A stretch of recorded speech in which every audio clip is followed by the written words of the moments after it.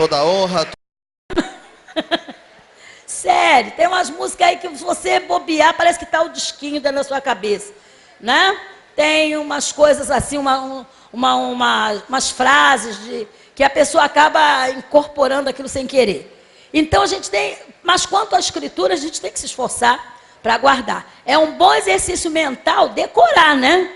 Decorar, isso não mata, faz bem. Dizem aí algumas pessoas aí que decorar não é bom. Eu sei que tem coisa que eu aprendi de cor. Antes de eu aprender a ler, de eu saber ler, de eu conhecer as primeiras letras, estão guardadas. Por exemplo, Salmo 91, Salmo 23, eu aprendi aos 5 anos, antes de ir para a escola, e guardei. Quer dizer, não faz nenhum mal, né? Passo que tem coisa aí que entra agora na cabeça sem a gente permitir e é perturbador, né? Então, se a gente fizer um exercíciozinho, tenta decorar, faz uma listinha dos livros da Bíblia, principalmente esses livros que nós estudamos nessa semana. Tá aí. Um bom exercício, né? Esses livros aí, ó. Os poéticos, quais são eles? Aí, também de quebra, leva qual assunto que cada um deles tratou.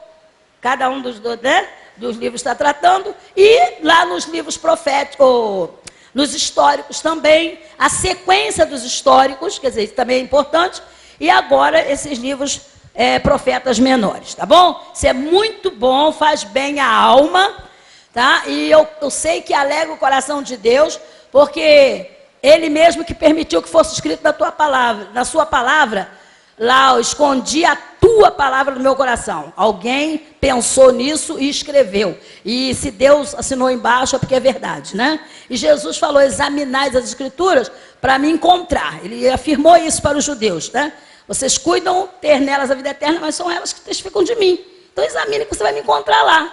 Então isso aí, essa recomendação de Jesus para as pessoas judeus do seu tempo é válida para nós. Examinem, eles tinham uma ideia, bom, examinem as escrituras, vão ter a vida eterna. E me encontrem lá. Tá? Então, cada um de nós temos que fazer isso. Amém?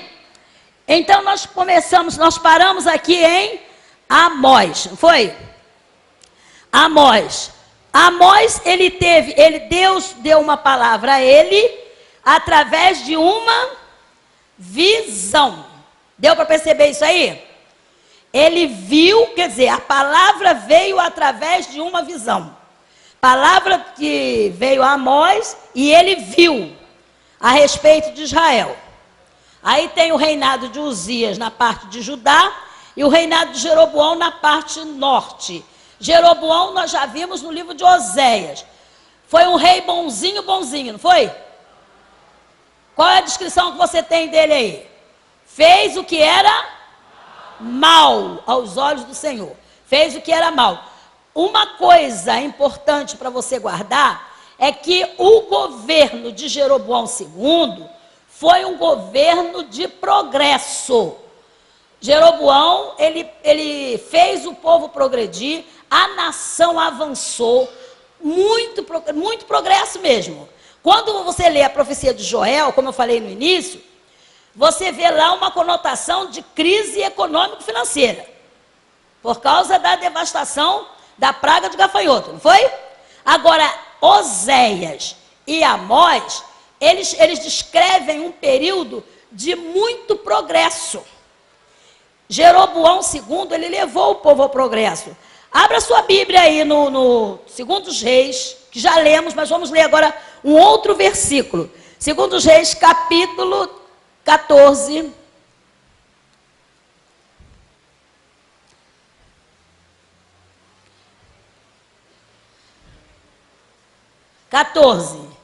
E o versículo 23.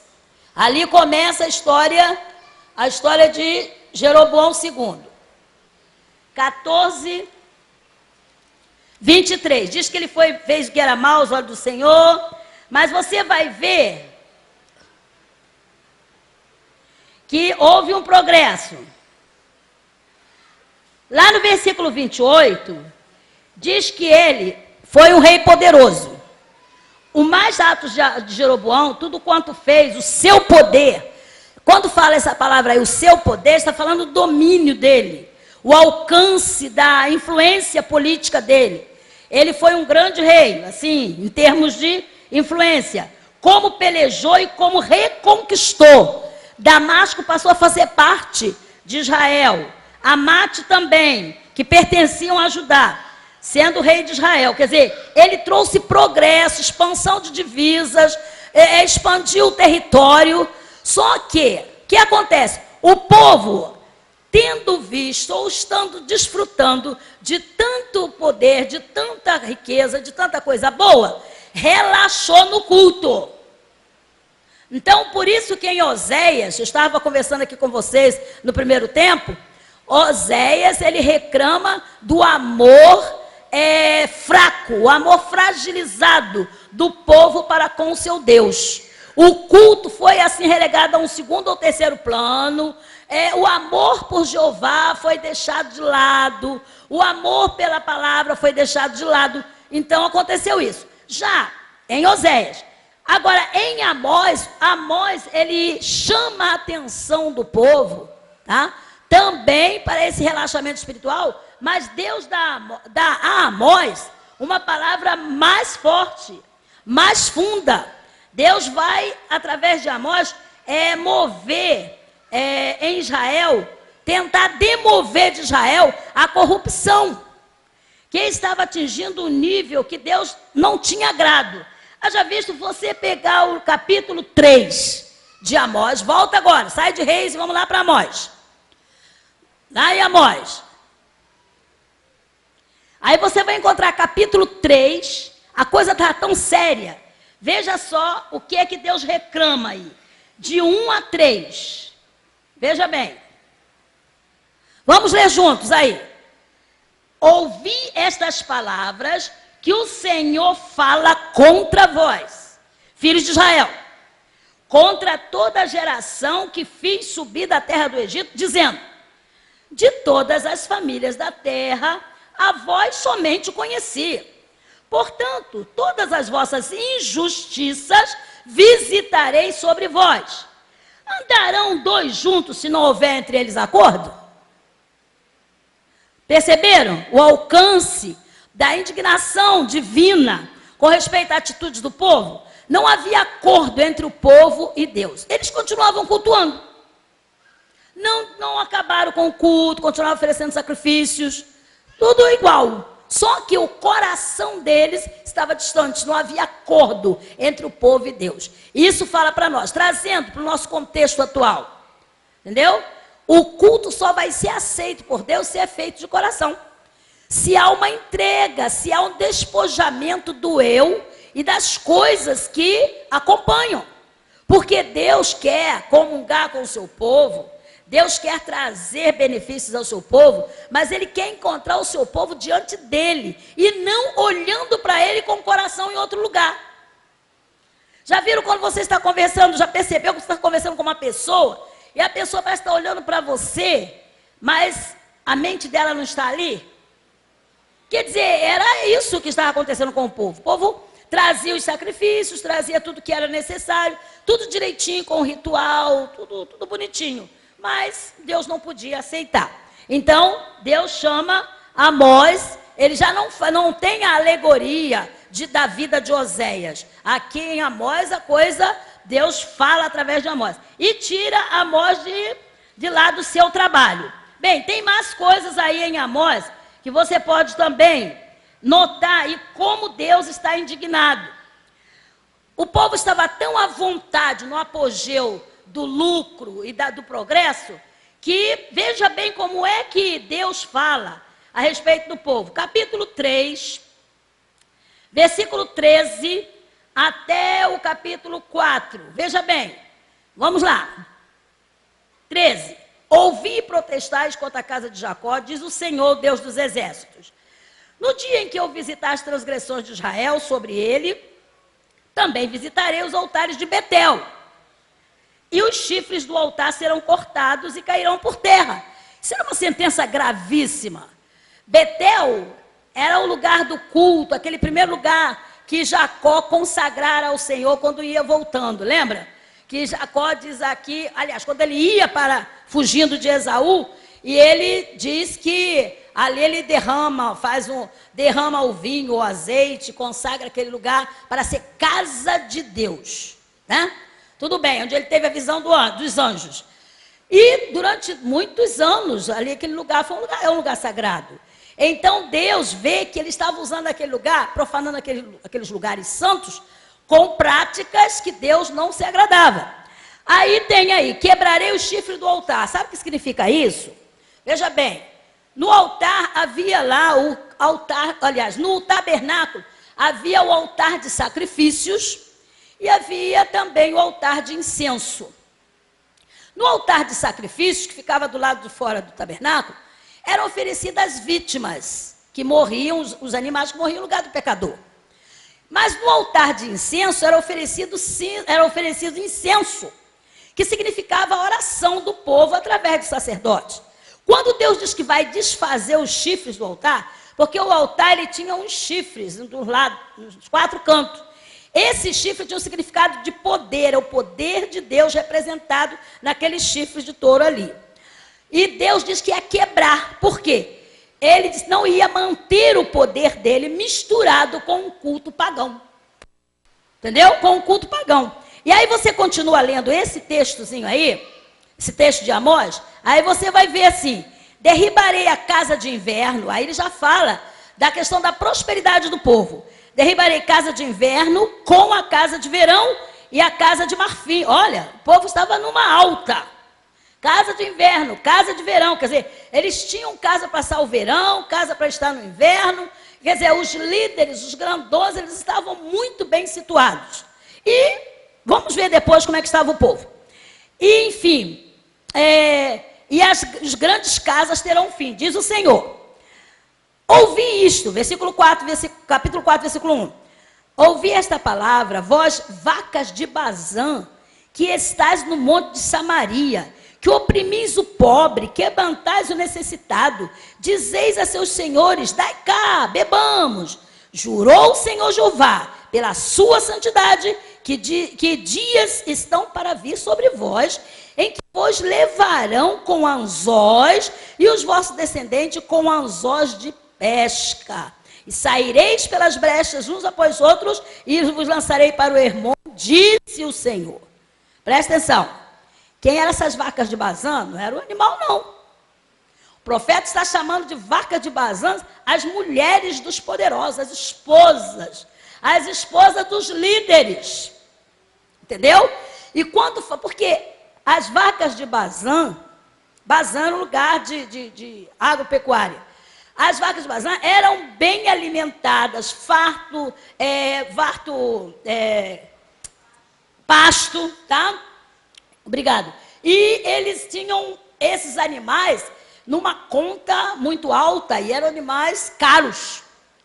Então o profeta, no momento que vocês estão gordos, bonitos, saciados, só que tem uma coisa, vou acabar com vocês todos aí. Vocês não passam, diante de mim, não passam de vacas. Não passam de animal desprezível diante de mim. Quer dizer, os animais podiam ser usados para o sacrifício e tudo mais. Vocês estão entendendo? O tom assim, bem indignante de Deus, através do profeta, não é porque o pessoal estivesse prosperando, não, gente. Era principalmente porque relaxaram com o culto, deixaram Deus em último lugar e atribuíam aquele bem-estar ao fato deles mesmos, trabalho deles. Eles não consideravam Deus. Então o Senhor começa a repreendê-los através do profeta. E diz que esse aí de levar em anzóis é a atitude que os reis que dominavam iam fazer. No caso de Israel, os assírios viriam e iam levá-los como fosse peixe, né? No anzol. Iam carregá-los para outra terra. Então a indignação de Deus chegou a esse ponto. Mas não tem só isso aí não. Mais adiante, aí você vê. Bom, Amós fala tudo isso aí. Chama atenção, fala muitas vezes em Betel. O livro de Amós, ele tem várias citações a Betel, inúmeras. Deus diz que vai mandar pestes para ele, contra eles. Vai ordenar a morte de jovens, quer dizer, eles não teriam uma posteridade abundante. Então, o que acontece? Lá no capítulo 5, tá? 5, ele também, aí ele começa a falar da maneira como eles tratavam o pobre, o pequeno, o menor. E no versículo 10, tem outros versículos. No versículo 10 aqui, como nota assim de proeminência, diz assim: aborrecem na porta ao que o repreende e abomina o que fala sinceramente. Então, quem queria andar direito era desprezado, que aborrecer aí era desprezar mesmo, tá? Portanto, visto que pisais o pobre e dele exigis um tributo de trigo, edificareis casa de pedras lavradas, mas nelas não habitareis, porque seriam levados em cativeiro. Vinhas desejáveis plantareis, mas não bebereis o seu vinho. E mais, porque são muitas as vossas transgressões e enormes os vossos pecados. Afligis o justo, tomais resgate, rejeitais o necessitado na porta. Portanto, o que for prudente guardará silenciosamente o tempo, porque o tempo será mau. Quer dizer, o que era prudente, o que quer servir a Deus direito, ficava calado, porque sabia que vinha um juízo da parte de Deus. E o profeta demoesta: mude de atitude, mude de vida, não fique assim. Mas eles não queriam de modo nenhum obedecer. Até que, capítulo 7 de Amós, abre aí, vira a página aí, e você vai ver o que aconteceu no versículo 10. Capítulo 7, versículo 10. Vamos ver aí. Lendo aí os irmãos, leia os homens então, versículo 10. Vamos lá.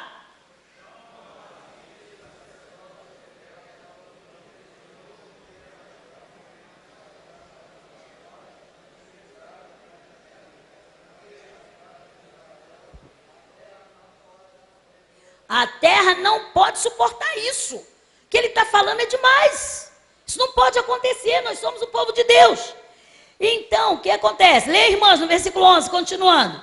Porque diz assim Amós: Jeroboão morrerá à espada, e Israel certamente será levado fora da sua terra em cativeiro. Olha, falar isso para o rei que está trazendo tanta prosperidade, um rei que faz os negócios e prospera, toda a aliança que ele faz dá certo, está tudo bem. Como é que vai falar isso do rei? Então, o que diz? Como é que acontece depois? Homens, depois, vai-te vidente. Viu aí a palavra vidente? Vai-te vidente. Leia, irmãos. Foge para a terra de Judá, come o teu pão, e ali queriam tirar o profeta do seu caminho. Mas esse aí não foi que nem o profeta novo lá de Reis 13, não, tá? E que mais, irmãs? Mas em Betel, que por diante, não profetizarás mais, porque aqui é o santuário do rei e a casa do reino. E aí o que ele respondeu? Homens, fala forte aí.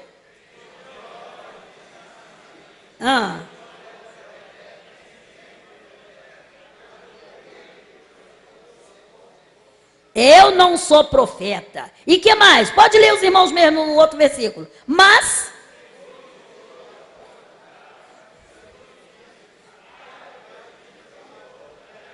e aí o 16, ora.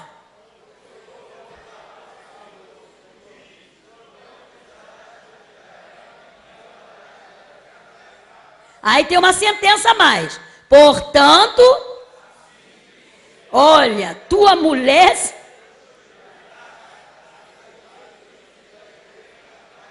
e a terra será repartida a cordel. Terra imunda, Israel certamente será levado em cativeiro. Gente, será que você não mudaria a profecia debaixo de uma ameaça dessa? O Amós, ele não era descendente de profeta, mas ele recebeu uma mensagem, foi lá e falou. Aí disseram para ele: não profetiza aqui não, aqui não, aqui olha, não fala de Jesus aqui não, porque o pessoal aqui, eles são muito católicos. Não, esse pessoal aqui, eles não são ligados em religião. Não fala do Senhor Jesus aqui, não. Ou então fala devagar, fala para um, para outro. Não proclama nada aqui, não. Tá? Não faz isso, não. Quer dizer, para desviar o profeta do seu propósito. Mas ele disse assim, eu não era profeta, o Senhor me mandou falar. Agora tem uma coisa, além disso tudo que o Senhor falou, que eu falei em nome do Senhor, tem mais. Olha, tua mulher vai se prostituir, você vai morrer. Falou para o rei, gente. E ainda terminou dizendo, Israel certamente será levado cativo. Então, essa era a estirpe do profeta. Lembra que nós falamos aqui? Que eles tinham um compromisso com o povo, mas eles tinham a vida entregue a Deus. Eles pertenciam a Deus. Deus era o dono deles. Deus é que manobrava com eles. Então, cada profeta, quer dizer, o que Deus mandava fazer, eles faziam. Não importava o quê. Eles estavam na mão de Deus. Então, Deus mandou ir falar com o rei, ele falou. Deu uma palavra a mais, ele disse. Entendeu? Então, essas coisas aconteceram com mais de um profeta. Em particular, Amós aqui, ele tem essa própria história aqui. E você vê que Deus, indignado com isso, essas injustiças todas, e essas injustiças que eles praticavam contra o pobre, isso cheirou mal aos ouvidos, aos olhos de Deus, um cheiro mal às narinas de Deus. Entendeu? Então, veja bem, o suborno, que eles subornavam também, pessoas que queriam fazer o trabalho para Deus, nazireus, quer dizer, era um tipo de voto que alguém podia fazer para se dedicar a Deus, ao trabalho para Deus, a se envolver com as coisas de Deus. Eles desencorajavam as pessoas para o serviço de Deus. Entendeu? Seria vamos dizer, numa transposição para os dias de hoje, desencorajar alguém que quer ir para a missão, alguém que quer ir para o exército de Deus, desencorajar alguém que quer servir a Deus mais pontualmente, desencorajar alguém que deixa um namoro estranho para se dedicar à obra de Deus. Seria isso, poxa, você está muito nova, aproveita a vida. Como a igreja, como o preceito bíblico, tá? A igreja segue o preceito bíblico. E como o preceito bíblico diz que para tudo tem hora e tem tempo, então espera o tempo de Deus. Mas não, aí chega alguém e fala, que é isso? Você vai ficar para titia. E você vai... um desencorajamento para o bem. Isso acontecia no tempo de Amós. Hoje, nós sabemos que acontece isso. Então...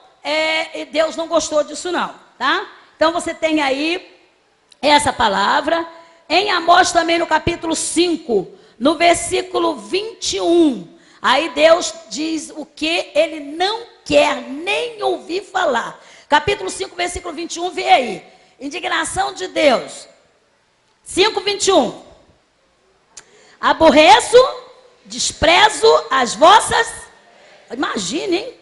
E as vossas, solene-me, não tenho nenhum prazer, não me dão prazer. Pensa bem você preparar uma festa tremenda para uma pessoa, a pessoa chega na hora e diz assim, eu não quero saber disso não, pega e larga você lá com cara de pau e vai embora. Era isso, quer dizer, eles faziam uma festa para Deus, mas como essa festa não era feita nos conformes, porque as coisas para Deus têm que ser normatizadas por Ele. Então, o que acontece? Deus não estava presente. E Deus denuncia isso nesse versículo 21. E nos demais, se você ler tanto o contexto anterior como o posterior, você vai ver. Que ele ainda diz assim, ainda que me ofereçais sacrifício, holocausto, oferta, não me agradarei deles. Nem atentarei para as ofertas pacíficas dos vossos animais gordos. E afasta de mim o estrépito dos teus cânticos. Olha, Deus está indignado mesmo, né? Afasta, porque não ouvirei as melodias dos teus instrumentos. É sério, gente. Entendeu? Não ouvirei. Deus diz que não vai ouvir. Então, o negócio estava feio para o lado de Israel. E, além do mais, estava iminente a entrada da Assíria para levá-los em cativeiro. Entendeu? Então, essa é a época. Passando de Amós. Obadias, eu quero dar uma paradinha em Obadias também. É uma paradinha em Amós, uma paradinha em Obadias. Obadias é o menor livro, parece-me que, do Antigo Testamento é o menor. Mas é um livro tão pequeno, mas ele tem um prefácio enorme. Enorme. Aqui Aqui no livro, você começa, o prólogo do livro, o início do livro, vem dizendo, visão de Obadias. Né? Também não diz a quem o Senhor está falando. Você encontra o destinatário no meio do livro. No meio do livro você encontra o destinatário, mas não está escrito aí no começo. Quer dizer, diz Edom, mas no meio é que você vai encontrar. Agora vejamos uma coisa. Quem é Edom? Quem é Edom? Quem lembra, quem sabe aí quem é Edom? Quem é, Felipe? Descendência de Esaú. É o próprio Esaú, era o Edom, né? Você voa com a Miriam aí? Para ficar sabendo? Não? Ficar caladinha aí, pode dizer não. Então, veja bem, Edom quer dizer vermelho. Né? Esaú, irmão de Jacó. Volta na sua cabeça, não precisa abrir a Bíblia, lembra da história, vamos lá no livro de Gênesis, tá? Casamento de Isaac, com quem? Com quem que Isaac casou? Rebeca.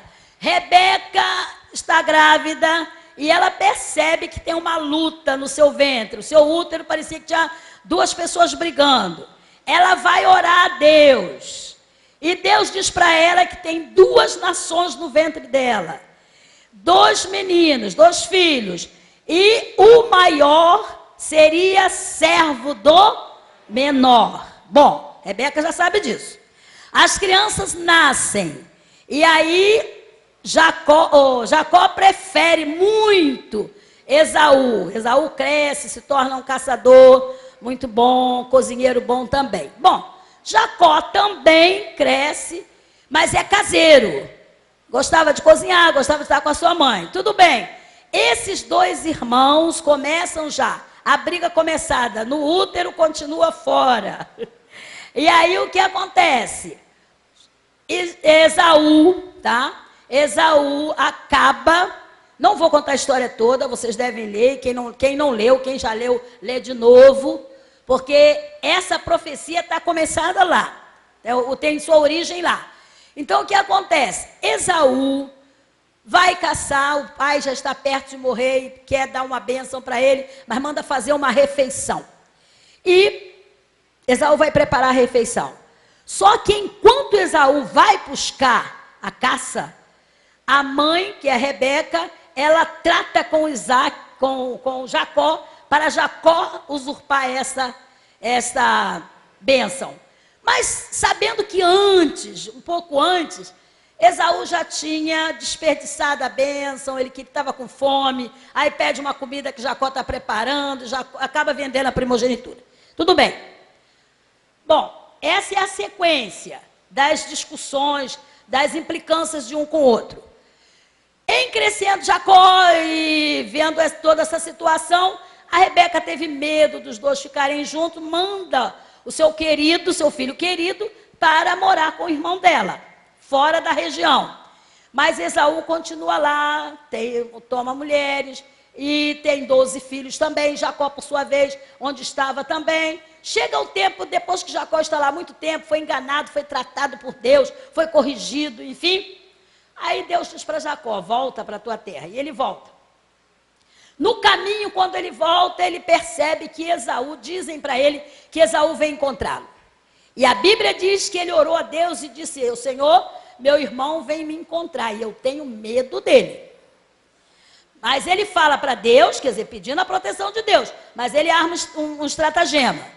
Faz lá um meio de que se Esaú viesse para atacá-lo, ele não perderia todo mundo. Muito bem.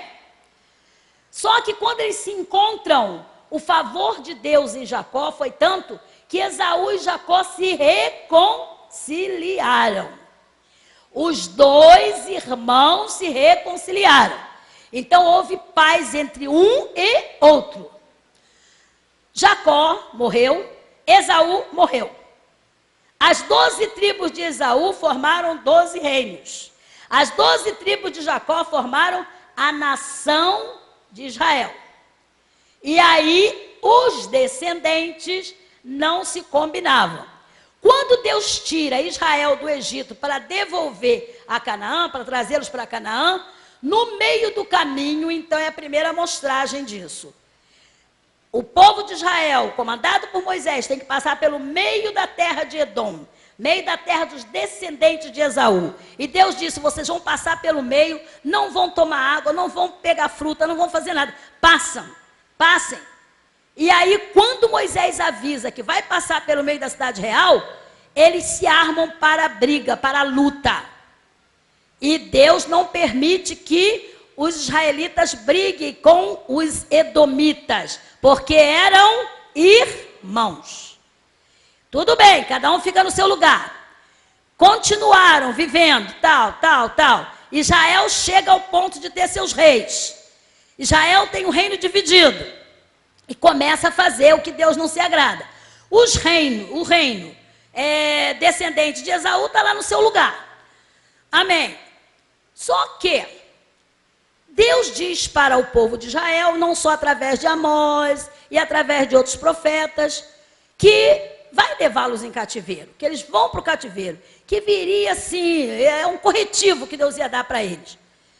E o que Edom faz? Quando você lê aqui no primeiro versículo de Obadias, dizendo assim, assim diz o Senhor Jeová a Edom, a respeito de Edom, então Deus está chamando a atenção dos edomitas, porque no momento em que os assírios vieram assaltar os israelitas do reino do norte, os edomitas deixaram toda aquela gama de ressentimento, de raiva, de ódios, armazenados há muito tempo, deixaram aquilo aflorar. E cada um que ia sendo pego, eles ajudavam os assírios a triturar os descendentes de Jacó, da tribo do reino do norte. Entendeu? Até entregaram alguns. Os versículos aqui de Obadias fala que eles até entregaram aqueles que tentavam fugir. Eles não usaram, eles não respeitaram nem as relações internacionais entre os povos. Quanto mais que eles não eram um povo estrangeiro, eles eram irmãos, eram parentes. Mas eles não respeitaram. É como se diz assim, bom, durante tanto tempo a minha família não se deu com a tua família. Mas agora você está na pior, que você se perca, que aconteça tudo de ruim com você. É mais ou menos isso que Edom fez, não só falou, fez. E aí Deus não gostou disso. E através de Obadias, Deus levanta um questionamento com Edom, chama a atenção deles e decreta o seu fim. O que nós podemos tirar de lições para nós nisso aí? Veja bem,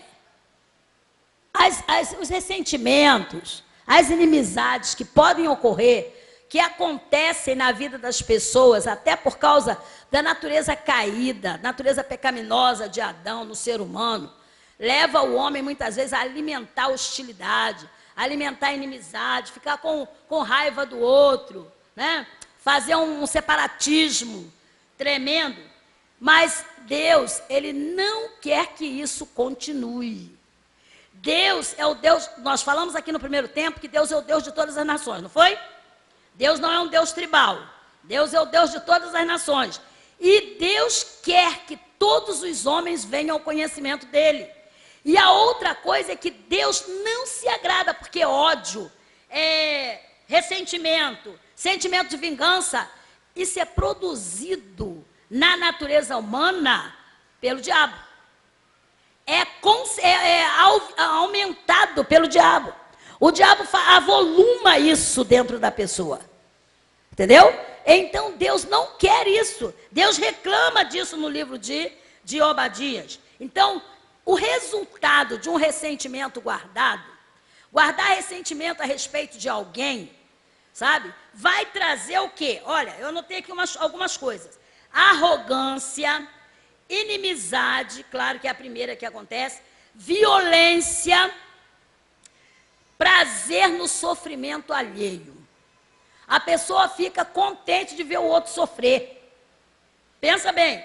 E isso aí prejudica o relacionamento interpessoal né? Se você guarda algum ressentimento de alguém, se alguém fez alguma coisa má com você, se alguém te olhou atravessado, se alguém levantou uma calúnia, uma conversa fiada a seu respeito, se alguém fez uma fofoca com teu nome, corre depressa para a fonte do perdão. Não deixa isso continuar em você. Não aceite isso. Não aceite dentro de você. Porque se você não eliminar logo, isso vai se tornar uma árvore. Abre Hebreus capítulo 12. Hebreus capítulo 12, vamos lá.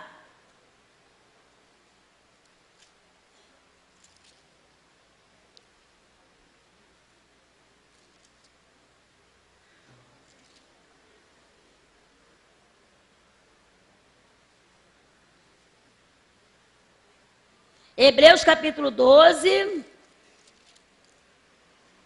versículo 14 e 15 até o 16.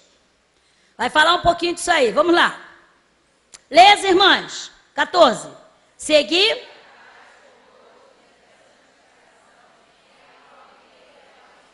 Os irmãos.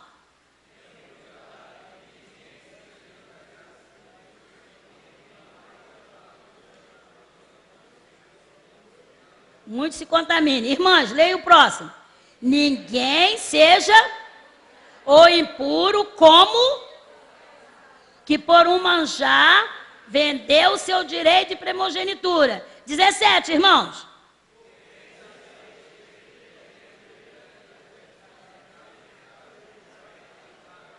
Ainda que com lágrimas o buscou. Olha só. Gente, não pode deixar, você ver, ninguém consinta a raiz de amargura. Fala da raiz. Raiz de amargura, depois inimizade, depois contenda, depois... E vai crescendo, aí vai brotar e crescer. E vai contaminar outros, contamina outras pessoas. Olha o cuidado, e Deus fala disso. Então, no livro de Obadias, eu não vou ler o livro, os versículos todos, você vai ler em casa, com esse olhar. Deus repreende o ressentimento. Deus não aceita, Deus não quer que alimentemos ressentimento de forma alguma. Nenhuma raiz de amargura em nós vai dar bom fruto. Temos que eliminar pela raiz, certo? Abandonar isso. Antes de chegar perto da pessoa, você já declara o perdão dela. E trabalhe para que haja harmonia entre vocês, tá? Porque isso aí... Aqui no tocante à profecia de Obadias, houve entre pessoas, né, que eram descendentes da mesma raiz, entre as nações, porque Edom era uma nação, Israel era outra, certo? E isso nós vemos hoje até nas nações, de uma forma aí internacional, você vê que tem lugares aí que o ódio é uma coisa terrível, né? Então, a recomendação da palavra de Deus é que a gente abandone isso, não deixe isso crescer em nós, não. Tá bom? Então, o livro de Obadias, quer dizer, por que essa profecia? Por que isso aí? Porque eles, aqui, agora, no tempo de Obadias, praticaram essa leviandade, essa maldade. Maldade. Quer dizer, a pessoa está sendo invadida, a sua casa estava sendo invadida e ninguém ajudou. Pelo contrário. Ó, está escondido ali. Olha, correu para lá. Pode deixar que eu vou apanhar para você. Era mais ou menos isso que eles fizeram. Certo? E por que causa fizeram isso? Porque estavam alimentando a encrenca que houve com os pais lá no passado. Que ninguém que aceitou a Jesus como Salvador, que hoje é um servo de Deus, traga ainda alguma amargura da parentela lá da terceira, quarta geração anterior a você. Nem da última. Entendeu? Nem da última. Não aceite isso. Diante de Deus, livre-se disso. Amém? Então Obadias é isso aí. Jonas também merece um cuidado rápido a respeito da questão que nós temos de preconceito contra outras pessoas. Jonas, ele sabia que os assírios, estamos falando de assírios ainda, os assírios, ninivitas, eram maus, eram cruéis. Essa gente, você lê a história deles, é um negócio sério. Eles faziam questão de retalhar as pessoas, eles tinham um negócio muito sério. A conquista deles é uma conquista muito cruel. Mas Deus manda Jonas ir lá e avisar. Em Jonas avisando, eles se arrependeram. Se arrependeram, Deus suspendeu o juízo. Não vão ser julgados agora, certo? Só que Jonas se contristou. Jonas chega a dizer para Deus, está vendo, Senhor, era isso que eu estava falando. Que o Senhor, eu ia falar, eles iam se arrepender, e o Senhor ia se arrepender também. E aí? Como é que eu fico? Hã?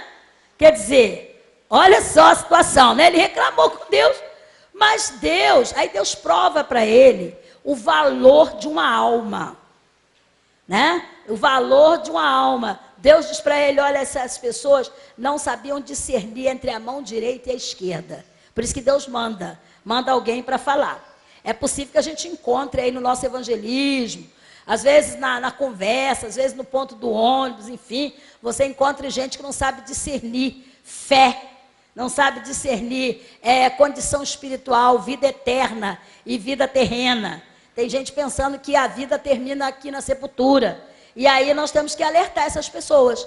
Se elas vão crer e aceitar, é uma segunda coisa. Mas que o nosso dever é esse. Jonas não quis esse dever. Já que ele foi falar de juízo, ele queria que Deus derramasse o juízo. Mas Deus não age dessa forma. Deus mandou primeiro recado avisando que não deveriam agir dessa forma. Então, gente, as injustiças sociais, elas estão muito declaradas, estão muito visadas no livro dos profetas menores. Eu creio que está na hora da gente dar uma parada, né? Não sei. Ah, tem 10 minutos ainda? Ou já é para parar agora? Ah, tem mais 10. Então você vai observar isso. E ter cuidado, eu tenho até uma página aqui escrita sobre essa questão aí de Jonas, né? Jonas não queria, ele não queria que o povo fosse protegido, preservado. Ele queria ver essa vingança, queria ver isso. Bom, mas Deus não fez assim. E Deus deu uma boa lição a Jonas. E isso foi escrito na Bíblia para quê? Para lição para mim e para você. Lição para mim e para você, com certeza. Nós é que estamos aqui, o que lemos no começo, diz respeito a isso. E quanto à questão das injustiças praticadas, fique sabendo que seja o povo de Deus ou não, as injustiças praticadas, elas serão cobradas por Deus. Serão cobradas por Deus. Quanto aos que servem a Deus, serão corrigidos para desenvolver uma fé madura e que agrade a Deus. E quanto àqueles que não servem a Deus, conhecem a verdade e não servem a Deus, com certeza essa correção é séria mesmo, de verdade. Deus não vai ter o culpado por inocente. Isso está na Bíblia e a gente sabe que isso é verdade. Depois de Jonas, 4 capítulos de Jonas, com verdades espirituais muito profundas, que ensinam a mim e a você como devemos lidar e aceitar que temos que falar de Jesus para todas as pessoas. Às vezes nós separamos, congregação familiar, em volta dessa congregação, tem muita gente assim, poxa, não dá para evangelizar não. Sempre dá, gente. Deus nos guarde de qualquer tipo de preconceito, né? Então vejamos quem vem depois. Miqueias. Quem é Miqueias? Olha só, Miqueias, ele pregou, ele falou, repetiu a sua profecia, falou no reinado de Jotão, Acais e Ezequias. E ele teve também, a palavra chegou até ele através de uma visão. E essa visão, tanto ele viu coisas que Deus lhe mostrou a respeito de Israel, do Reino do Norte, quanto a respeito do Reino do Sul. Samaria e Jerusalém. Miqueias fala com veemência para esse pessoal. E Miqueias profetizou para os reis. A história desses reis está lá em 2 Reis, capítulo 15, versículo 32. O capítulo 16 e o capítulo 18. Segundo os reis, traz a história de Jotão, Acais e Ezequias. Jotão foi o pai de Acais, né? E Ezequias também. Então, todos eles tiveram um arauto forte, que foi o Miqueias. E durante o exercício do seu ministério, e o reverendo chegou aqui, eu nem vi. Não, Verena. Você falar alguma coisa, Verena? Amém. Então, desculpa, perdão. Então, veja bem. Então, essa fala de Miqueias, ele também traz esperança. Porque Deus lhe dá uma visão a respeito do lugar onde o Messias haveria de nascer. O ungido de Deus. Do Antigo Testamento, é uma profecia assim, muito singular, muito particular. Quando ele fala que em Belém Efrata há de nascer aquele que vai ser o guia do povo de Israel. E quando ele fala isso também, ele está também declarando sobre a divindade de Jesus. Vamos ler, Miqueias capítulo 5, versículo 2. Miqueias 5, 2.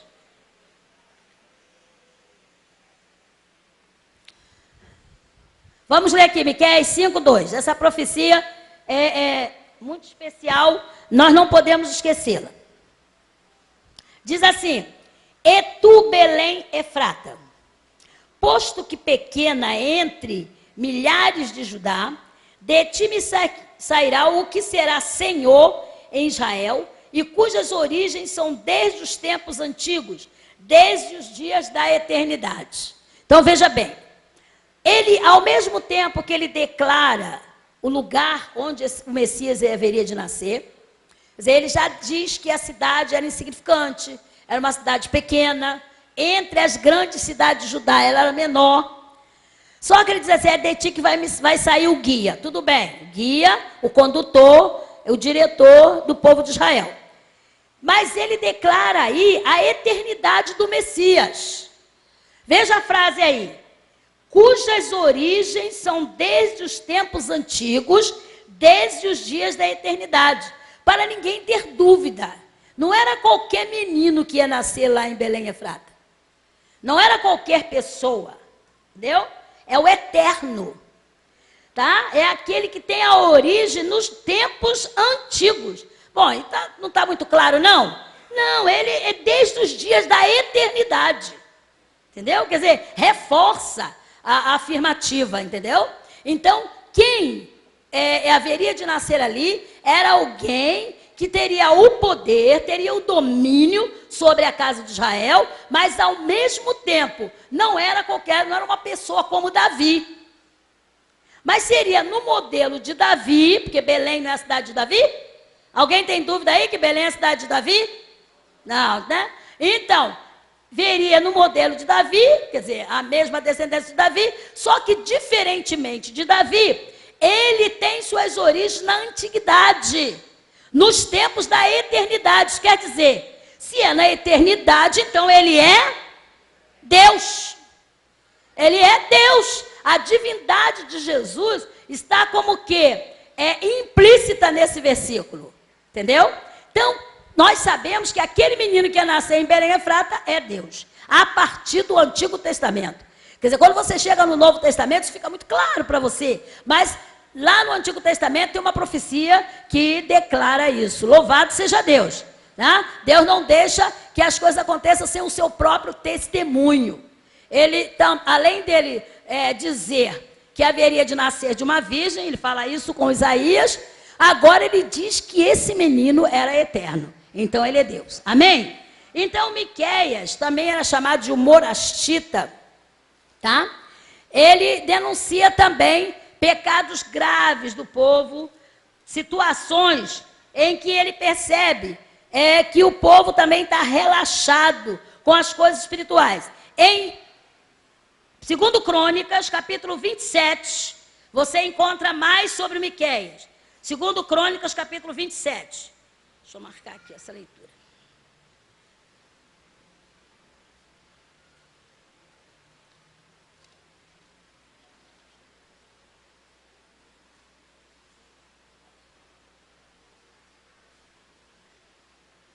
Crônicas 27, 2 Crônicas.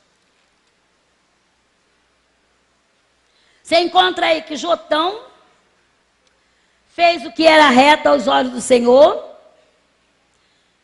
tá?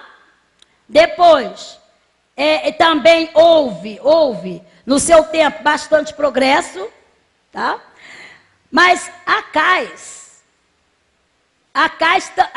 já tem uma outra história, que é o segundo rei na sequência aí do ministério de Miqueias. Veja bem, como é que diz no capítulo 28? Tinha Acais 21 anos de idade, quando começou a reinar, e não fez o que era reto aos olhos do Senhor, como Davi, seu pai. Então, isso aí era muito sério. Deus, como nós sempre estamos repetindo, que essas coisas de adorar ídolo, Deus tomava como sendo um adultério. Porque Israel, ele estava espiritualmente casado com Jeová. É como um casamento. A ligação entre o Senhor e Israel era uma ligação séria. Deus não consentia que o povo sacrificasse a outros deuses. Então, Deus reprovava isso. Aí tem uma série de coisas erradas que ele fazia. E aí você vai ver Deus entregando o povo nas mãos do rei Ciro.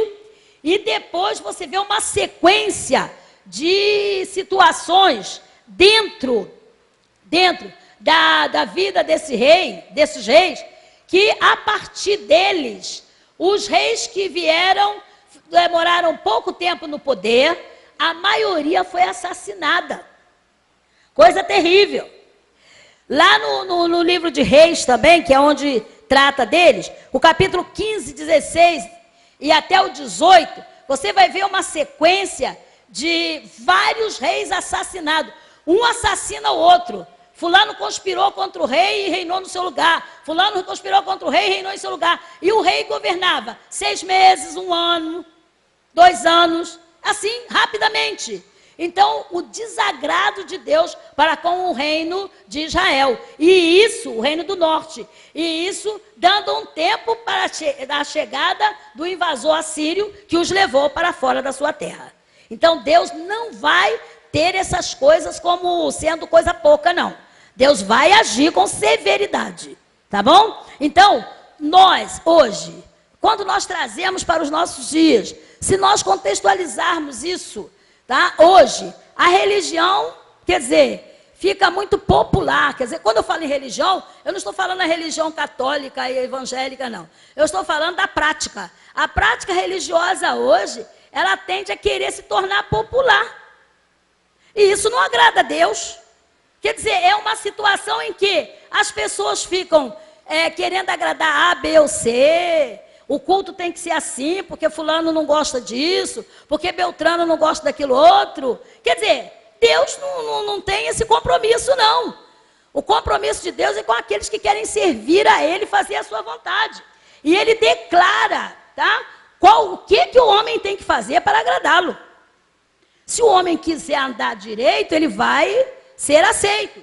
Aqui em Miqueias, nós estamos tratando de Miqueias, tem um versículo, aliás, não é um versículo, são alguns versículos, capítulo 6 de Miqueias. Vamos abrir aí para a gente comentar isso aqui um pouquinho, que eu estou dizendo. O título aqui, a epígrafe aqui, colocada nesse texto, diz assim: a contenda do Senhor com o seu povo. Olha só, imagina. A contenda do Senhor com o seu povo. Então, veja bem. Eu não vou ler desde o começo todo ele, mas começamos aqui do versículo 6. Versículo 6. Lembrando que... é melhor a gente ler todo, sabe? Porque senão eu vou ter que comentar. Versículo 1 diz assim: ouvi agora o que diz o Senhor. Levanta-te, contende com os montes, ouça os outeiros a tua voz. Ouvi, montes, a contenda do Senhor. Deus está falando para o profeta, tá? Aí diz assim: ouvi, montes, a contenda do Senhor, e vós, fortes fundamentos da terra, porque o Senhor tem uma contenda com o seu povo, e com Israel entrará em juízo. Deus vai discutir com o seu povo. E o profeta, ironicamente, está falando com os montes, certo? Falando com os montes. E aí? Certamente te fiz subir da terra do Egito, está falando para o povo, e da casa da servidão. Te remi, quer dizer, te comprei, paguei por você. pus diante de ti Moisés e Arão e Miriam. Povo meu, ora, lembra-te da consulta de Balaque, rei de Moabe, e do que lhe respondeu Balaão, filho de Beor, desde Sitim até Gigal, para que conheças as justiças do Senhor. Lembra-te disso, o que o Senhor fez? Quando Balaque alugou Balaão para amaldiçoar vocês. Lembra o que Deus fez? Quer dizer, Deus está chamando o povo à atenção. Aí ele vem a conversa do profeta, a conversa de Deus através do profeta. Com que me apresentarei ao Senhor e me inclinarei ante o Deus Altíssimo? Virei perante ele com holocausto, com bezerro de um ano? Agradar-se ao Senhor de milhares de carneiros, de 10.000 ribeiros de azeite? Darei o meu primogênito pela minha transgressão, o fruto do meu ventre pelo pecado da minha alma? Ora, ele te declarou, ó homem, o que é bom. E o que é que o Senhor pede de ti? Senão que pratiques a justiça, ames a beneficência e andes humildemente com o teu Deus. A voz do Senhor clama a cidade. O sábio verá o teu nome. Ouvi a vara e a quem a ordenou. Vara de correção. E quem a ordena?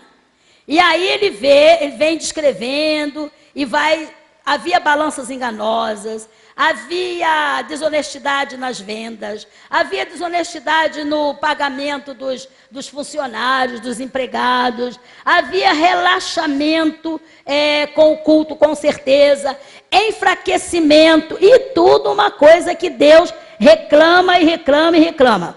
E no capítulo 7, então, lá no versículo 7, o profeta diz: eu, porém, esperarei no Senhor, esperarei no Deus da minha salvação, o meu Deus me ouvirá. E ele continua declarando o que Deus vai fazer. Inclusive ele diz para Deus: apacenta o teu povo com a tua vara, apacenta o rebanho, o teu rebanho, o rebanho da tua herança. Enfim, ele vai. Lá nos últimos versículos, no versículo 18, então ele diz: quem é Deus semelhante ao Senhor, que perdoa a iniquidade e se esquece da rebelião do restante da sua herança? O Senhor não retém para sempre a sua ira, porque tem prazer na benignidade ou na misericórdia. Tornará a apiedar-se de nós, subjugará as nossas iniquidades, lançará todos os nossos pecados nas profundezas do mar. Dará a Jacó fidelidade, a Abraão benignidade, que juraste a nossos pais desde os dias antigos. Quer dizer, aquela palavra de consolação. Deus ia restaurar o seu povo. Aí você vê que a palavra é forte. Quer dizer, Deus já tinha dito tudo que era para fazer.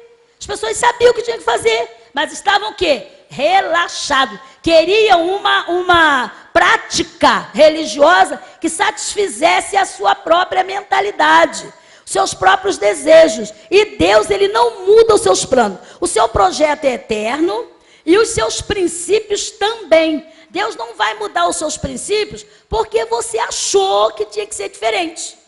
Não, ninguém, não adianta.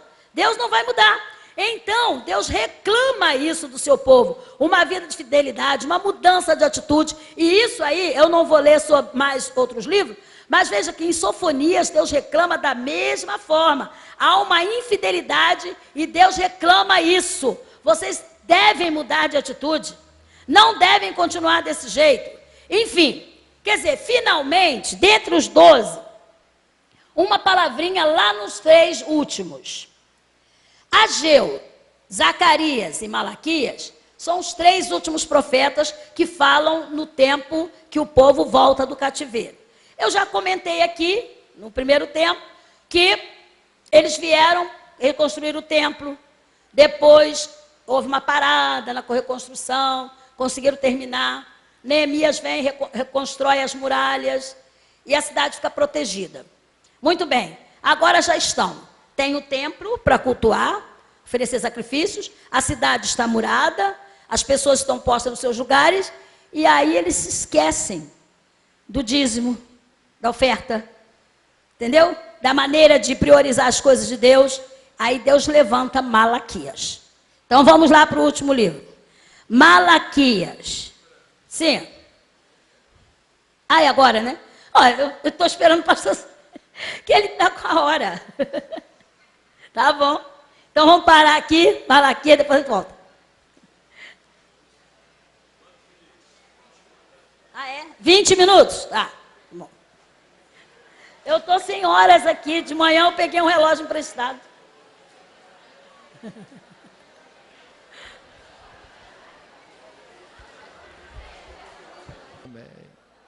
E os nossos amados irmãos de São Paulo? Então nós temos, graças a Deus, participantes de todas as partes, né? Onde essa nossa igreja chegou. E nós temos aqui o nosso amado irmão da igreja de Brodowski. Vem cá, sobe aqui, meu irmão.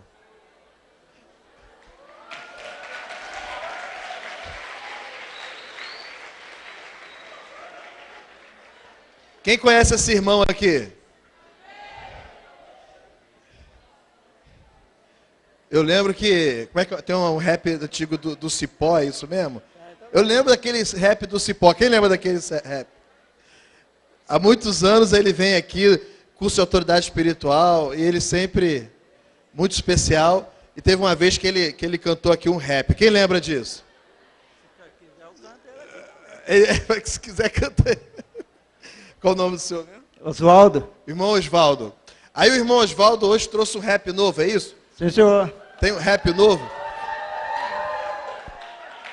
Vai precisar da batida ali para ajudar?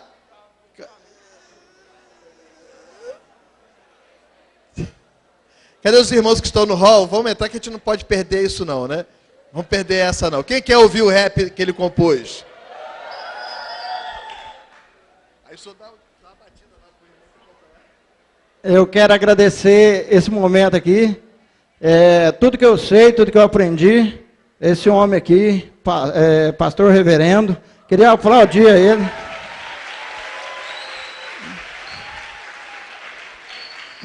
E o rap que Deus me deu, que eu compus, se chama assim: eu vou te dar um alô, que o Senhor Jesus Cristo é o Senhor. Amém?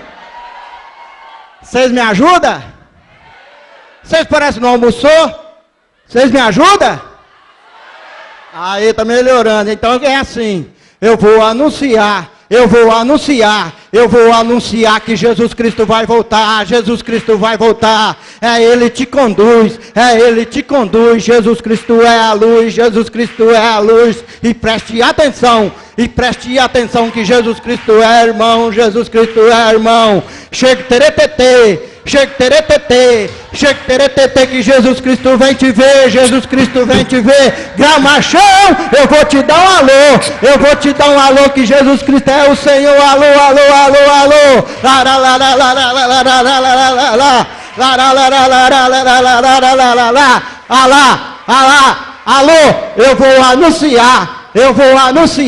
eu vou anunciar que Jesus Cristo vai voltar.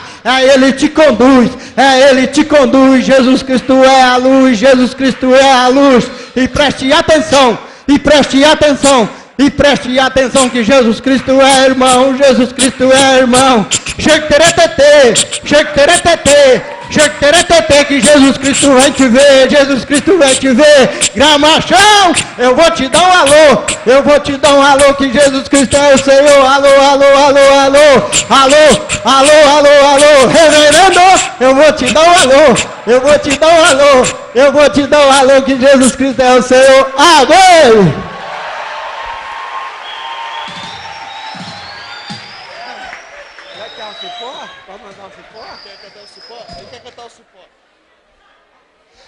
Vamos lá, segura o cipó. Eu vou evangelizar. Eu sei que não estou só. Jesus Cristo é tão grande e o diabo é o menor. Eu falo de Jesus para mocinha, pro mocinho, pro vovô e a vovó. Jesus Cristo é tão grande e o diabo é o menor. Amarro o diabo com o cipó, não amarro com o cipó. Jesus Cristo é tão grande e o diabo é o menor. Põe o diabo para queimar, mas dele não tem dó. Jesus Cristo é tão grande e o diabo é o menor. Sai diabo, sai diabo, sai diabo, sai.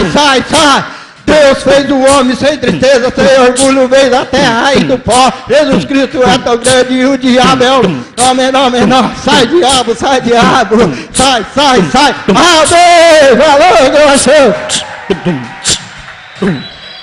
O diabo é o menor, menor, menor. Agora Jesus Cristo é o maior, maior, maior. Vamos receber aqui a pastora Alcenira. Vamos aplaudir ao Senhor.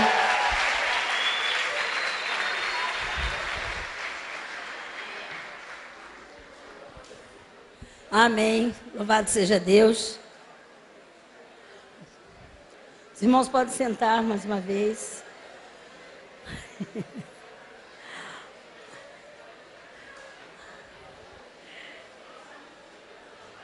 A igreja é viva, né? Viva. Glória a Deus por isso.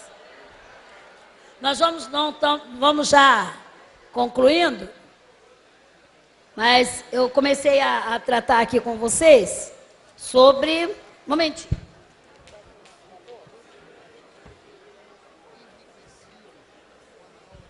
Comecei aqui a tratar com vocês sobre Malaquias, né? Mas eu estava observando aqui, numa página aqui, com respeito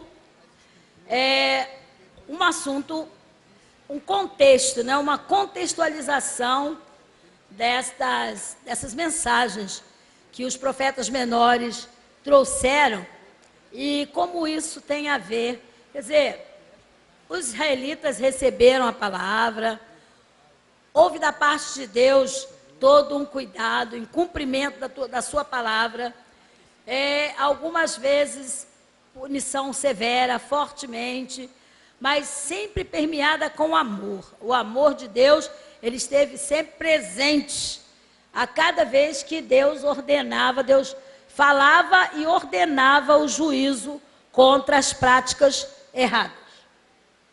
Obrigada. Então é o seguinte, quando eu falei aqui sobre a questão da religiosidade, da prática religiosa se tornar popular, aconteceu isso no governo de Jeroboão, aconteceu no governo, aliás, principalmente de Acás também aconteceu. Enfim, eles não queriam deixar o Senhor, não deixaram o Senhor de vez, o templo estava lá, mas eles se atinham a realizar também sacrifícios e culto a outros deuses. Houve até um rei que foi a Damasco e encontrou lá um templo muito suntuoso e ele gostou do templo para um deus lá estranho, que não era o Deus Jeová. E ele manda um recado para um dos sacerdotes que fizessem um outro altar.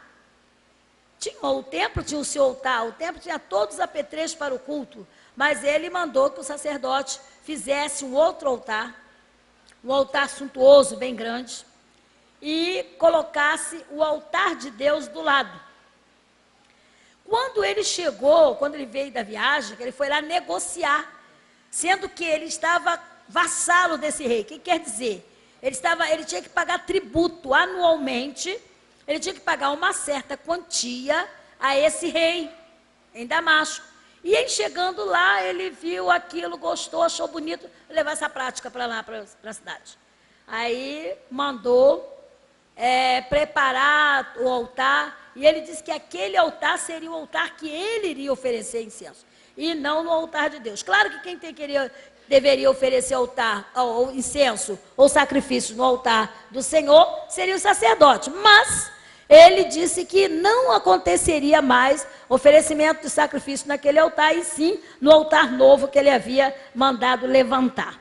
Quer dizer, esses desmandos, esses relaxamentos, e a gente não vai dizer só relaxamento não, essas rebeliões, sabe, realizada por esses reis, que fizeram o que era mal aos olhos do Senhor, provocou a ira de Deus, entendeu? Então Deus, ele não teve outro jeito, senão, como diz a palavra, Deus teve que tirar Israel da sua presença. E antes de entrar aí em Malaquias, você dá uma olhadinha comigo, vamos dar uma olhadinha, no livro, Deixa eu ver aqui o capítulo e o versículo. Esse não estava ali no script, não. Mas eu acho interessante a gente dar uma pincelada. Segundo os Reis, capítulo 17. Segundo os Reis, capítulo 17.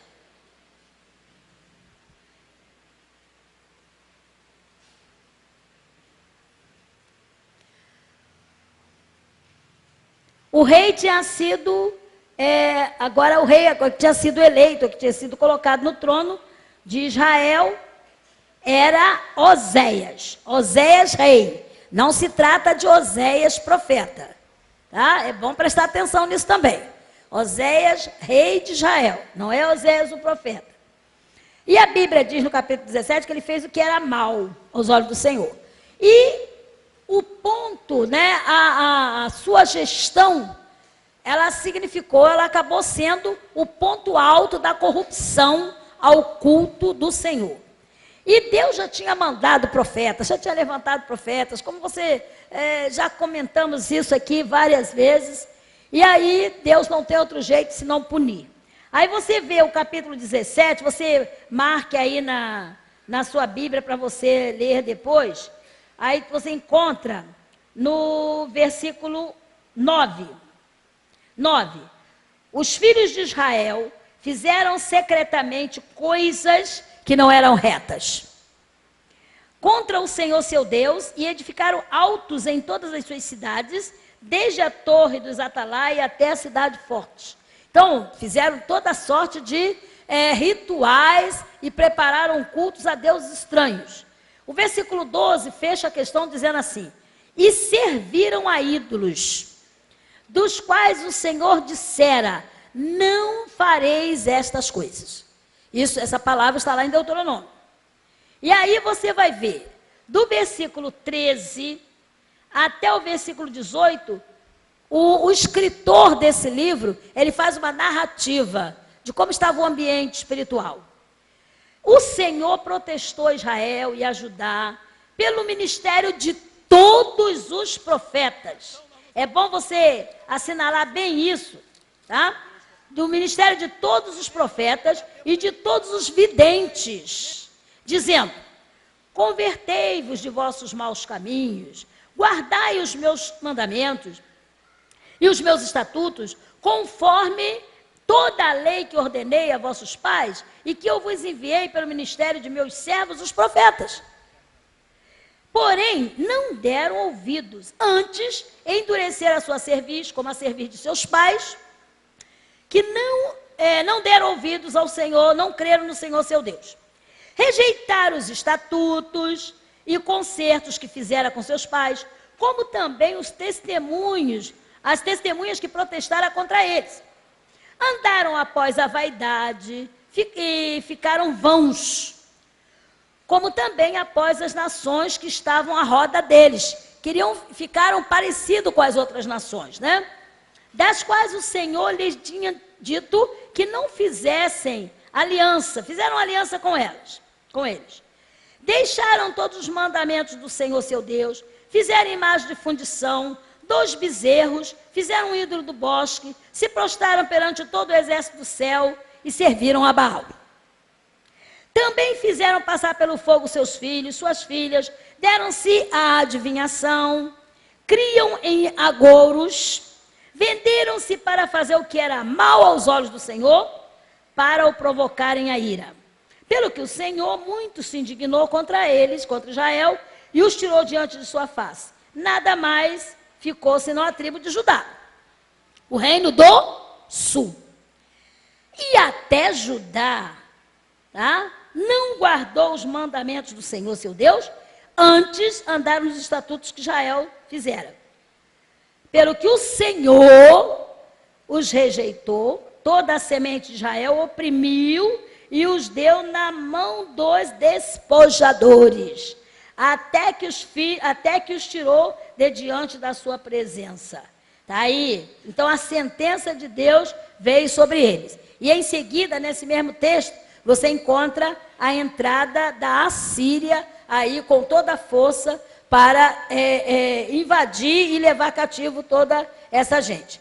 Aí você lê isso aqui Aí você pode dizer assim, bem, pastora, tudo bem, mas hoje, o servo de Deus não vai servir a Baal, não vai queimar incenso a outros deuses. Não, isso nem tem no nosso ambiente, isso não existe, né? Isso não tem para nós, então nós estamos isentos disso. Só que aí eu tenho um texto aqui, atualizado, bíblico, bem bíblico, que diz assim, a situação do hoje, da religião se tornar popular. Há um sentimento, há um pensamento de ter uma postura eclética. Uma postura eclética que satisfaça a geração, a nossa geração. O que seria uma postura eclética? Fazer uma misturinha, sabe? Não de deuses, não tem imagens, nem nada disso não. Mas a fé, minimiza aí esses preceitos que Deus determinou, minimiza os padrões que Deus estabeleceu como absolutos. Aliás, é uma palavra que o pastor Celso usa assim com muita propriedade. Gosto de ouvir quando ele diz os absolutos de Deus, né? Ele usa muito isso aí. Então, diminui, faz menos. Tantos absolutos de Deus, faz menos. Corta assim, um terço, que não seja metade, mas um terço. Ou então, faz o seguinte, o culto requer essa postura. Mas tem a ver. Alguém que diz que é amigo do Evangelho pode participar conosco. Tá? Pode até realizar coisas no nosso meio, não tem problema. É simpatizante do Evangelho, é alguém que está quase na fé, então aceita. Quer dizer, o ecletismo, ele acoberta uma mistura na fé e, consequentemente, a conduta. Entendeu? E isso está sendo, assim, uma maneira muito comum para agradar as pessoas. Só que a palavra de Deus continua dizendo que pecado é pecado. Que a natureza humana é pecaminosa. E que para agradar a Deus é preciso passar pela cruz. Não tem outro caminho, tem que passar pela cruz. E se manter lá. Aceitar a Cristo não é simplesmente um consentimento da cabeça, mas tem que haver do coração.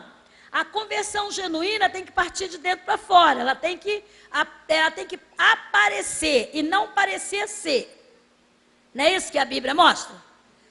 Pelo menos esse púlpito aqui não tem sido omisso, né? Esse púlpito, ele é testemunha a nosso respeito, a favor ou contra nós. Porque aqui, é interessante, não sei se vocês já leram na Bíblia, uma mensagem que Moisés diz assim, o céu e a terra eu tomo como testemunha contra vós, se vocês não praticarem o que o Senhor está mandando, né? Então, quando nós olhamos para o altar da igreja, então nós temos que ter esse pensamento, essa visão, que daqui do púlpito, tá? Deus está nos observando e trazendo o alimento. Se a gente não usa, se a gente não entra pelo caminho como deve ser, com certeza a palavra que sai daqui, ela não vai nos abençoar não, né? Ela vai servir de vara de açoite, tá? E uma outra coisa que hoje acontece, o sincretismo, quer dizer, que em parte um pouco do ecletismo, né?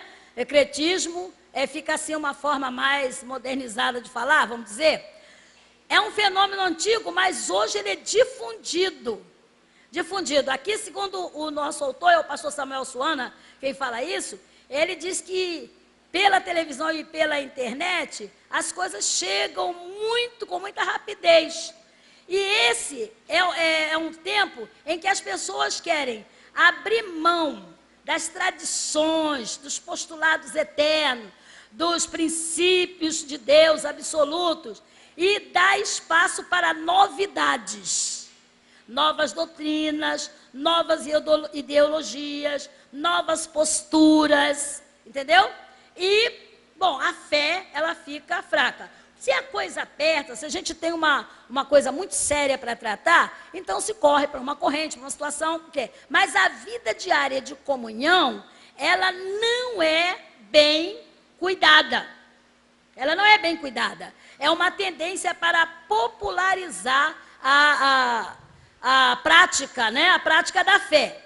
E ele diz aqui uma coisa interessante.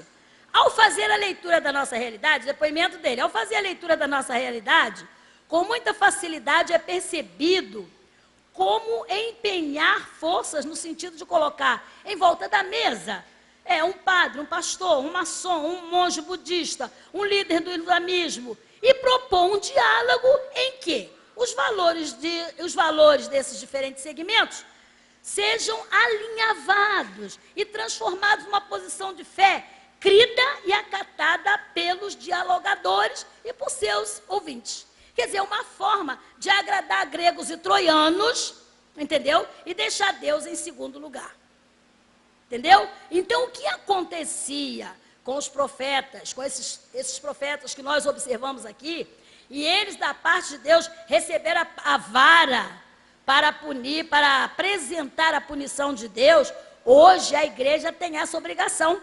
Mas em muitos segmentos, vocês podem perceber que algumas igrejas, algumas qualidades de fé não estão assim tão qualificadas, tá? Estão bastante misturadas. E a realidade é que há muita gente dita, entendida, tentando assim eliminar os absolutos de Deus, entendeu? Eliminar os 10 mandamentos como regra. Os 10 mandamentos são regras imutáveis. Deus é quem ditou. Então, há algumas pessoas, não, mas quando a gente vai ver lá nos originais, a coisa não é bem assim, não. Não é a força que o pentecostal dá. Aquele pastor, ele é muito radical. Se de acordo com a palavra, está sendo assim, um entrave. É a pessoa se tornar radical. Mas, irmãos, louvado seja Deus pela palavra, louvado seja Deus mais uma vez pela vida do nosso reverendo, que tem nos ensinado a palavra. Glória a Deus, glória a Deus.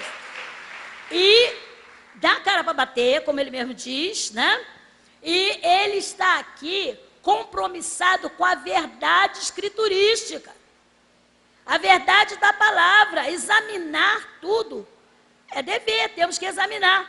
Mas não temos que aceitar tudo, não temos que engolir tudo. Para não engolir sapo, é preciso conhecer, tá? O prato que está diante de você. Qual o prato que está sendo depositado diante de você? Novo convertido, dirigente de congregação familiar, entendeu? Crente que já está há algum tempo na igreja. A sua Bíblia tem que ser o seu manual. A Bíblia tem que ser o seu manual. Você deve ler a Bíblia. Leia a Bíblia de novo. Depois leia a Bíblia outra vez. Leia a Bíblia mais uma vez. E mais outra vez. Depois você leia alguns comentários. E quando for ler alguns comentários, pergunte a quem de direito, ao seu pastor, ao seu líder, seu dirigente. Pergunta, o que você acha disso? É certo? Não vá lendo tudo que está aí na internet. Não vá aceitando tudo. Como sendo, novidade, está acontecendo isso assim, assim. Aí você já vai lá e já começa a imaginar, poxa, deveríamos ter isso. Deveríamos ser assim. Por quê? Para quê? E qual o resultado disso? Que resultado trará? Então, esses profetas, gente, eles se levantaram como porta-vozes do Senhor, tá? Uma coisa muito séria é que essa visão intelectualista, secularista que está acontecendo por aqui, em nosso meio, no nosso tempo, tá? Diz assim, para esta visão, a Bíblia não é a palavra de Deus, mas pode ser um instrumento sagrado para despertar espiritualidades. Olha só, para você, a Bíblia é a palavra de Deus ou é um instrumento para despertar a sua espiritualidade? Se ela é a palavra de Deus, ela é estatuto eterno. Amém? Ela é estatuto. Quer dizer, os estatutos são criados para serem cumpridos. Quando se tem alguma dificuldade, algum mal entendimento de que norma deve se utilizar, procura-se o estatuto daquela entidade, é ou não é? Enfim, vai se procurar o estatuto, vê a lei, o que diz a lei, né? Então, para você saber se está andando no caminho certo, se você ouviu, merece ficar no seu cérebro. Porque ouvir você não pode impedir de ouvir. Você não vai andar com o ouvido tapado? Não pode, não há como você impedir de ouvir. Mas merece ficar dentro da sua cabeça? Aí você tem que examinar todas as coisas. Reter o que é bom e certo. E o que não presta deve ser o que? Pulverizado da sua mente. E como é que você vai fazer isso? Lendo cada vez mais a Escritura. Buscando cada vez mais a Escritura. Orando, pedindo discernimento. Tá? Participando dos eventos didáticos da sua igreja. Quase todos os eventos da nossa igreja têm sido acompanhados de aulas de ensino. Então, não fique na margem do caminho. Participe, venha participar do estudo, venha ser mais um sentado ouvindo e como alguém que aprende. O profeta Isaías, ele disse que o Senhor deu a ele um ouvido que aprende. Tem gente que tem um ouvido só para coberto com a orelha, mas não aprende. Ouvido que aprende, ouvido inclinado a obedecer o que entra no ouvido, certo? E os nossos ouvidos, eles vão ficar protegidos, né? Vacinados contra as ideologias que o diabo está semeando por aí, com certeza. Para essa gente, para as pessoas que querem modificar a doutrina, Jesus Cristo não é o Filho de Deus, o único Salvador, mas é um dos filhos de Deus. Vocês já viram essas doutrinas por aí, né? E é Salvador dos cristãos. Então, ele pode... qualquer pessoa pode ter uma divindade diferente, ou alguém que possa assumir a função de guardador, de protetor. Conosco, não. Conosco, não. Decidimos que não é assim. Não queremos desse jeito. Tá? Amém? Queremos estar como guardiões da sã doutrina, praticando, pesquisando, orando a Deus, vigiando, porque os ventos sopram de todas as direções, tá bom? Então, diz aí que a questão de ser influenciado pelas ideias, pelas decisões de outrem, pelas ideologias de alguém, chega alguém que já fez não sei quantos cursos, né? Ou fez faculdade teológica em tal lugar, e tal lugar, e tal lugar. Essas coisas costumam impressionar. Costumam apelar assim, caramba, poxa, quanto tempo estudando, fazendo uma faculdade teológica, e consegue ler nos textos originais. Meu Deus, poxa, que coisa! Nada disso deve te encher os olhos, hein? Você, aluno desse curso permanente que é o Ministério da Igreja Viva. Isso não deve te impressionar. Claro que você ouve, mas a tua impressão já está gravada. A impressão espiritual em você é que o Espírito Santo indica para você, através da palavra, em ouvindo a palavra do seu pastor, qual é o caminho certo. Amém? Lá no livro de Jeremias, tem também uma passagem bíblica que diz assim, os teus ouvidos ouvirão a voz do que está por detrás de ti, dizendo, este é o caminho, andai nele. Então, você tem um guia, você tem um orientador. O Espírito Santo, ele fala ao teu ouvido interno, se você retém a palavra. Agora, vamos observar bem. Se você é preguiçoso, negligente com a palavra, tá? Ai, não dá para ler. Ai, eu não tenho óculos. Pede a Deus para dar um óculos novo, que eu... A leitura é importante, eu tiro por mim, né? A questão de óculos é sério, né? Mas precisa de um óculos. Ah, eu não consigo ler à noite, ler de dia. Mas se você for negligente, não der ouvidos a isso, aí você não tem nada dentro. Consequentemente, você fica à mercê de qualquer semente que se jogue. Entendeu? Que a sua mente é um campo pronto para receber sementes que vão brotar. Então, você tem que ter na sua mente já a palavra de Deus. Isso aí não significa guardar versículo, decorar capítulos, saber. Não, não significa isso não. É você guardar os absolutos de Deus. Os princípios. Tem que guardar isso. Então você não vai dar ouvidos a qualquer balela. Em nome de Jesus, amém?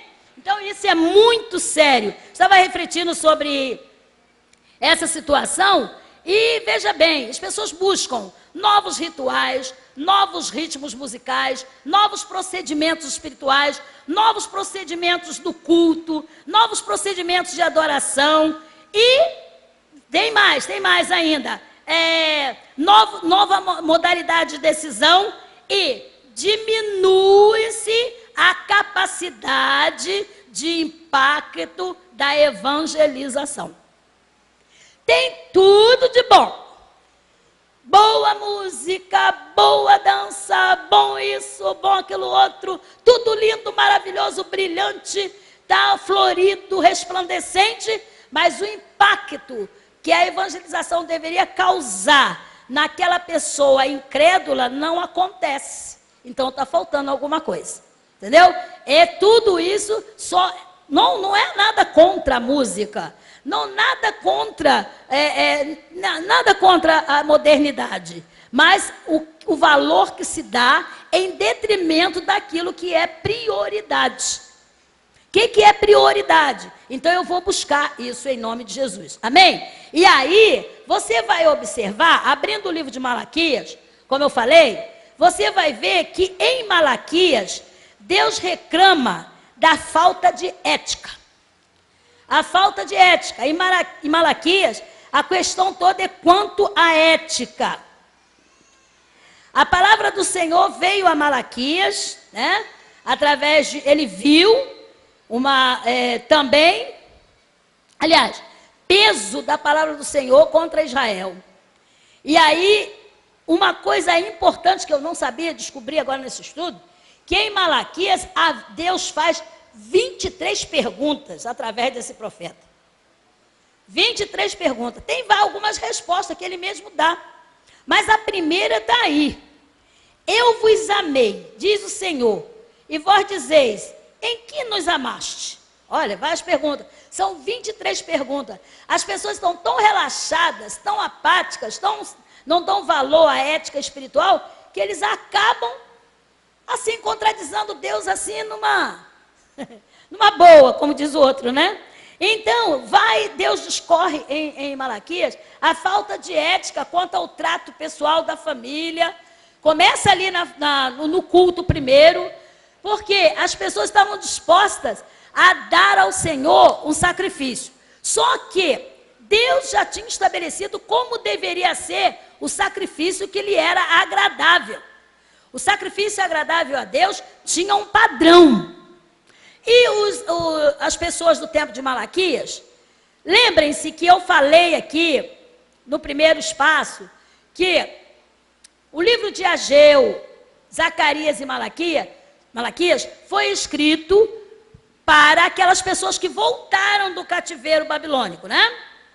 Então você tem uma relação forte desses 3 profetas com os 3 últimos históricos. Quer dizer, Ageu, Zacarias e Malaquias estão relacionados com Esdras, Neemias e Esther. Sendo que o livro de Esdras é o mais elástico. Dentro de Esdras cabe Esther e cabe Neemias.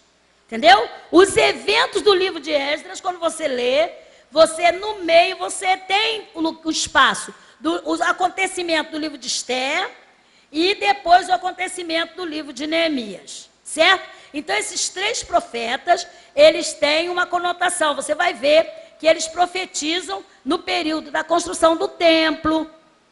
O povo ficou meio desanimado com a investida dos inimigos, aí Ageu encoraja, e Zacarias fala da esperança futura, e depois de tudo pronto, Deus levanta Malaquias para adverti-los, que eles tinham que agora cuidar da vida espiritual, e no entanto eles estavam bastante relaxados. Aí você vê aí, nesse capítulo 1, você encontra Deus falando assim, No versículo 4, o povo, tá?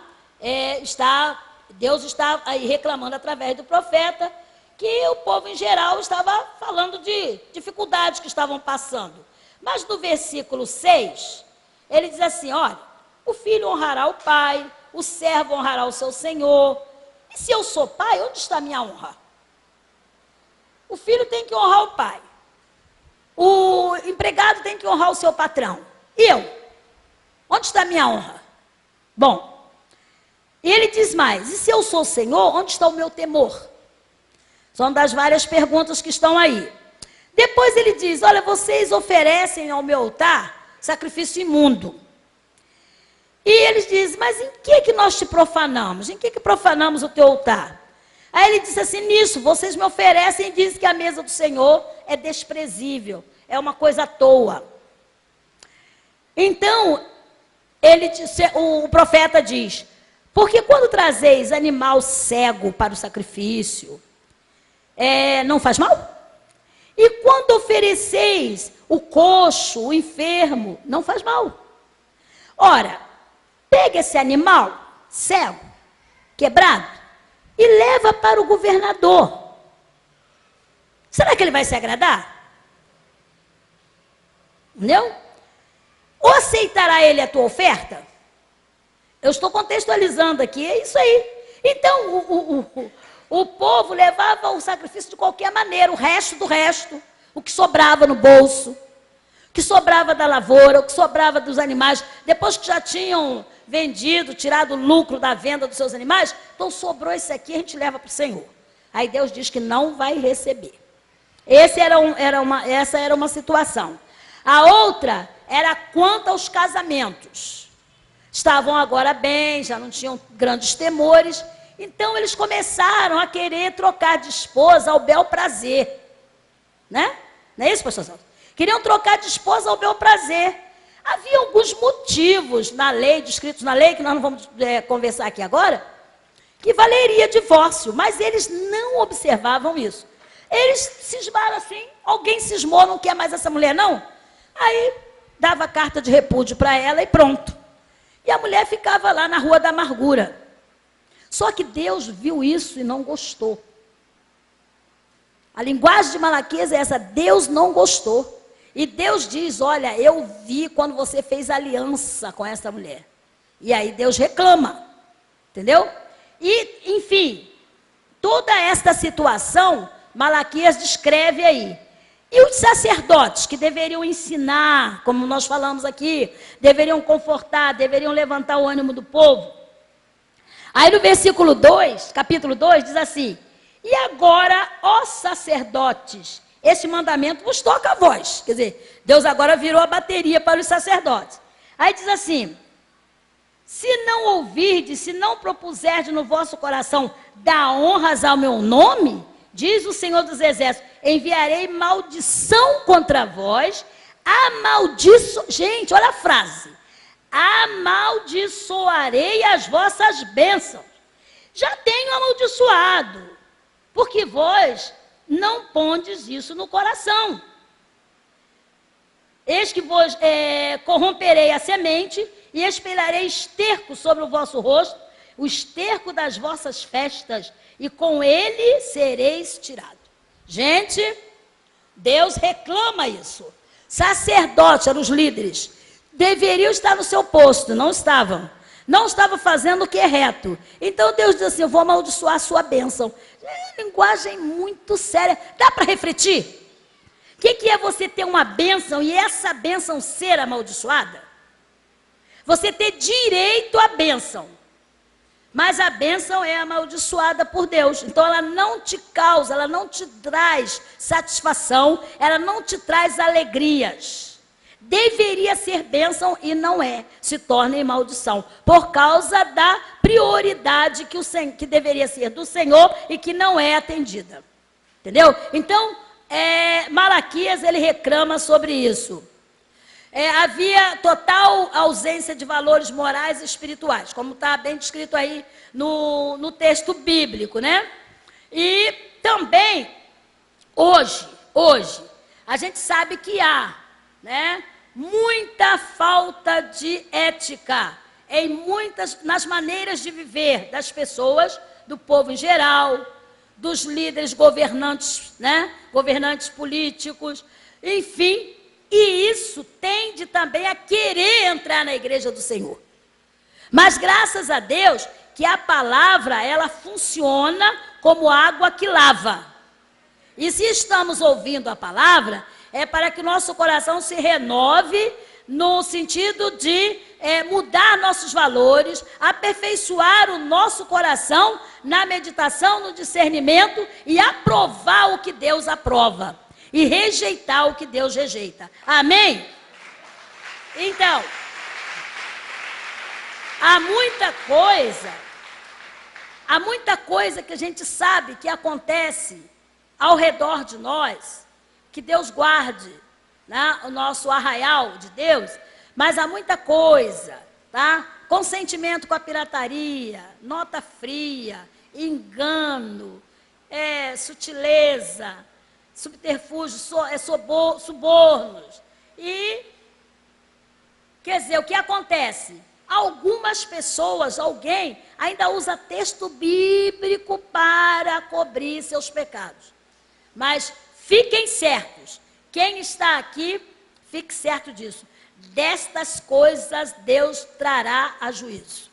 A respeito dessas coisas, Deus trará essa nossa geração a juízo. Essa nossa geração irá comparecer diante de Deus para prestar contas. E disso a palavra de Deus dá provas. Deus não vai deixar passar essas coisas em branco.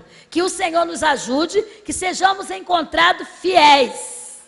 Cada um de nós seja encontrado em fidelidade.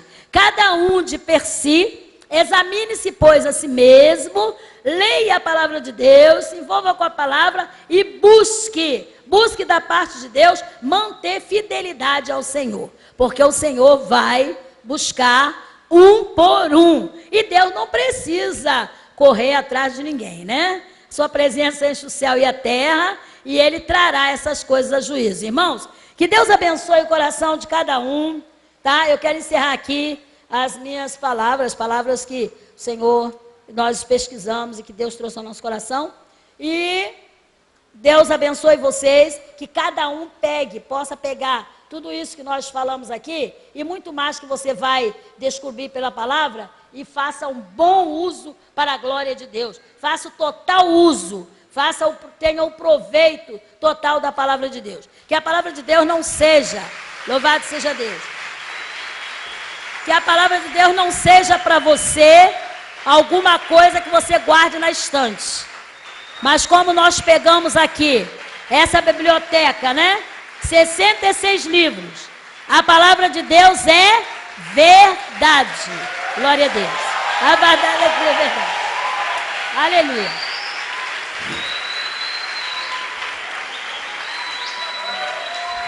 Quem quer agradecer a Deus pela vida da pastora Alcenira? E a pastora, então, ela complementa uma boa porção dessa estrutura das escrituras, né? Ontem nós estudamos os livros poéticos, depois estudamos os livros históricos, depois tivemos uma aula com o pastor Miranda sobre os evangelhos, e agora a pastora Alcenira nos brindou com uma exposição muito importante dos profetas menores, né? Então foi extraordinário. Quem quer louvar a Deus pela vida da pastora?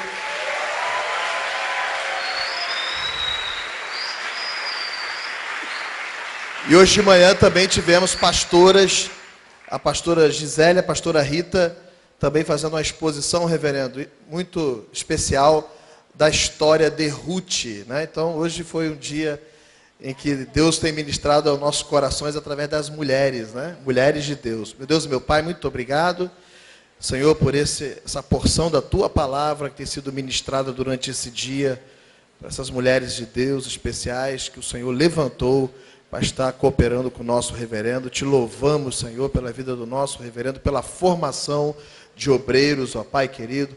Te agradecemos porque temos sido enriquecidos com a Tua palavra, meu Deus. No nome precioso de Jesus, nós te agradecemos, Senhor. E que possamos, ó Deus querido, conservar todas essas coisas no nosso coração, meu Pai. Em nome de Jesus. 20 minutos para a gente ir no banheiro, beber uma água e daqui a pouco nós vamos voltar. No nome de Jesus.